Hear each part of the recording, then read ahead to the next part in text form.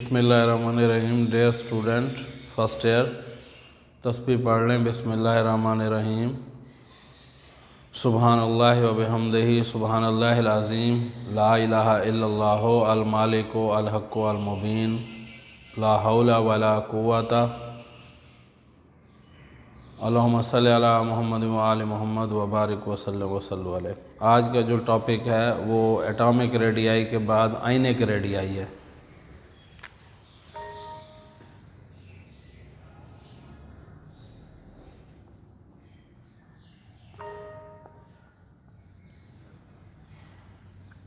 Ionic radii का जो topic है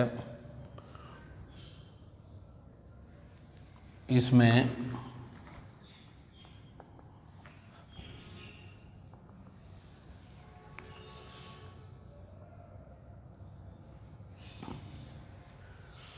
आइनिक रेडियाई का वही पहला पॉइंट डेफिनेशन है, तारीफ़ है कि आइनिक रेडियाई होता क्या है।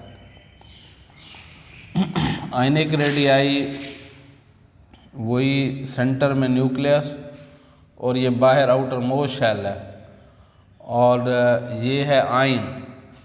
तो आयन के न्यूक्लियस और आउटर मोस्ट शेल के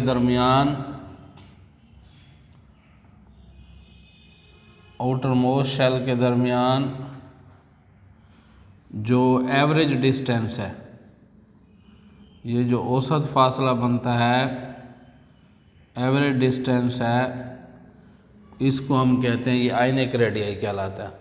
तो average distance between nucleus and outer most shell of an ion is called ionic radii. Average distance between nucleus and outer most shell of an ion is called ionic radii. दूसरे number पर आप इसकी example दें। Example देंगे, examples में बताएंगे कि जैसे ionic radii of sodium ion और ionic radii of chloride ion. Last time आपने सोडियम का एटॉमिक रेडियाई 157 बताया था, तो अब इसका 95 पिकोमीटर बनता है, कम हो गया। और क्लोराइड का बढ़ गया, पहले 99 था तो अब 181 पिकोमीटर है। तो ये एग्जाम्पल देंगे कि सोडियम आयन का आइनिक रेडियाई, जैसे कैटाइनिक रेडियाई कहते हैं, मस्बत आयन का कैटाइनिक रेडियाई होता है, मनफी आयन का एनाइनिक रेडियाई होता है। तो कैटाइनिक रेडियाई और एनाइनिक रेडियाई की दो मिसालें सोडियम आयन की, क्लोराइड आयन की देंगे। उसके बाद हमारा तीसरा पॉइंट आ जाता है, अगर trend in period table discuss करेंगे।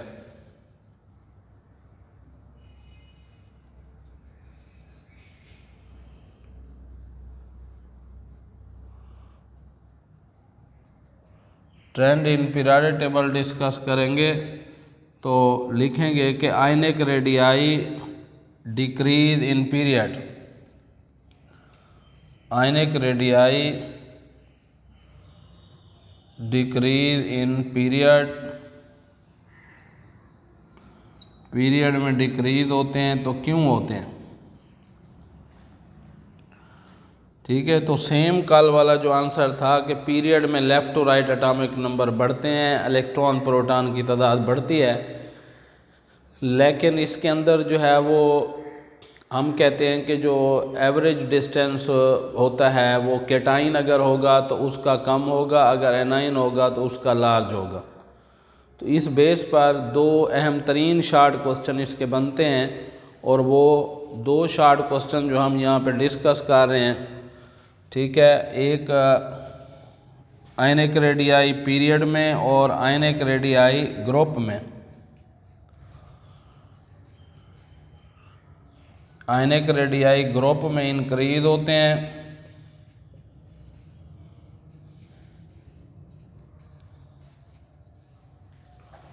और पीरियड में कम होते हैं। तो ये कल वाली जो रीज़न बताई थी प्रीवियस लेक्चर वाली, उसके मुताबिक लिखेंगे। आज दो नए शार्ट क्वेश्चन आ रहे हैं। इनमें एक शार्ट क्वेश्चन है कि वाई कैटाइनिक रेडियाई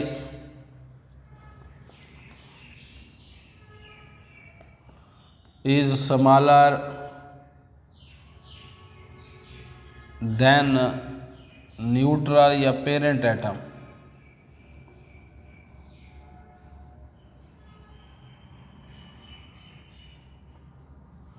सवाल को समझने की कोशिश करें। ये कह रहा है कि मस्बत आयन का साइज़ छोटा होता है जबकि न्यूट्रल का साइज़ बड़ा होता है।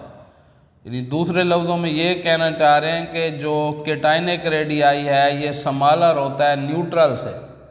यानी इसका अगर 157 पिकोमीटर है तो इसका है 95 पिकोमीटर। 95 पिकोमीटर ये कम है 95 पिकोमीटर और ये 157 पिकोमीटर ज़्यादा है। इसकी क्या रीज़न है, ये रीज़न पूछना चाहता है।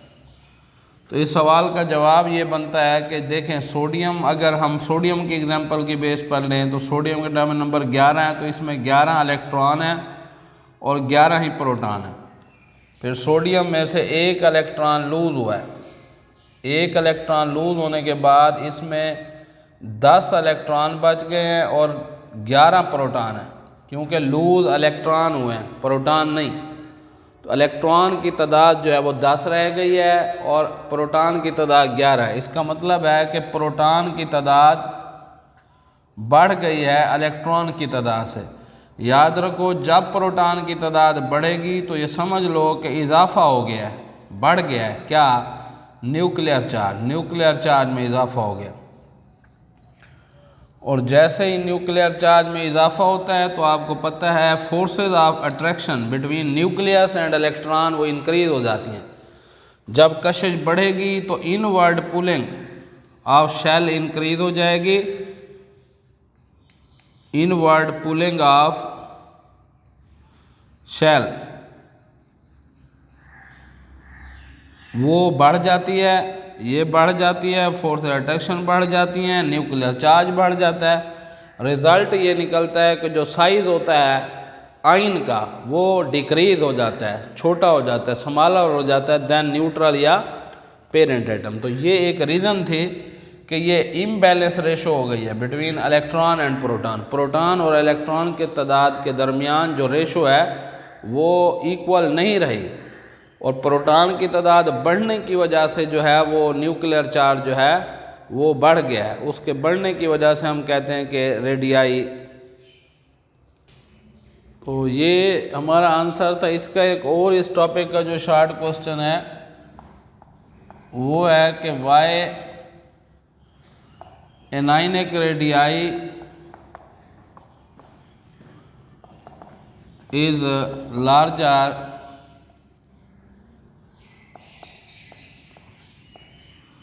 देन न्यूट्रल या पेरेंट एटम।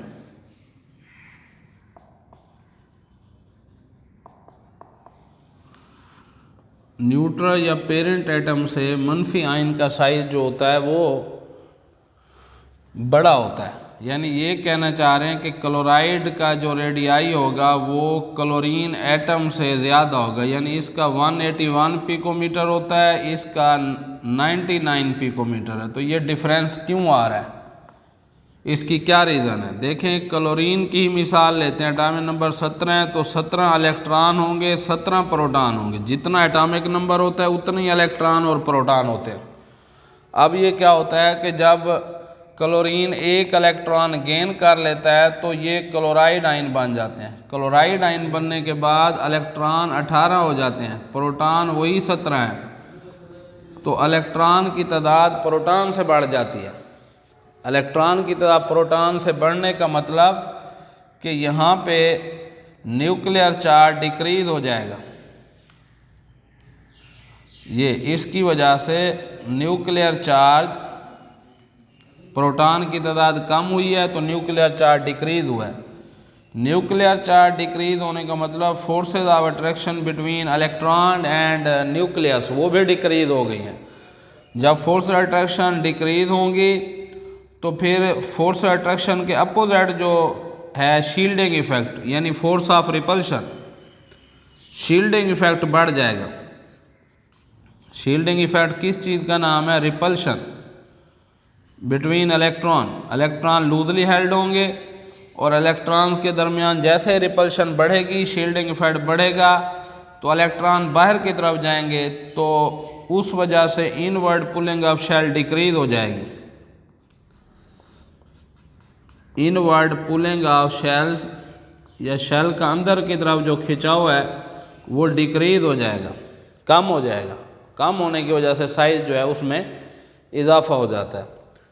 अगर आप ये देखें कि जो कोल रेडियाई होता है वो दो रेडियाई का मजमुआ है, कैटायनिक रेडियाई और एनायनिक रेडियाई। यानी एक स्मॉल साइज आइन है, एक लार्ज साइज आइन है। तो इन दोनों के दरमियान जो टोटल फासला है उसे कहते हैं इंटर आयनिक डिस्टेंस। इंटर आयनिक डिस्टेंस, तो वो इंटर आयनिक डिस्टेंस इन दोनों रेडियाई का मजमूआ। अगर आप एक निकालना चाहते हैं कैटायनिक रेडियाई, टोटल में से एनायनिक रेडियाई माइनस कर लें। अगर एनायनिक रेडियाई निकालना चाहते हैं तो टोटल में से कैटायनिक रेडियाई माइनस कर लेंगे। तो ये हमारा आज का टॉपिक था आयनिक रेडियाई।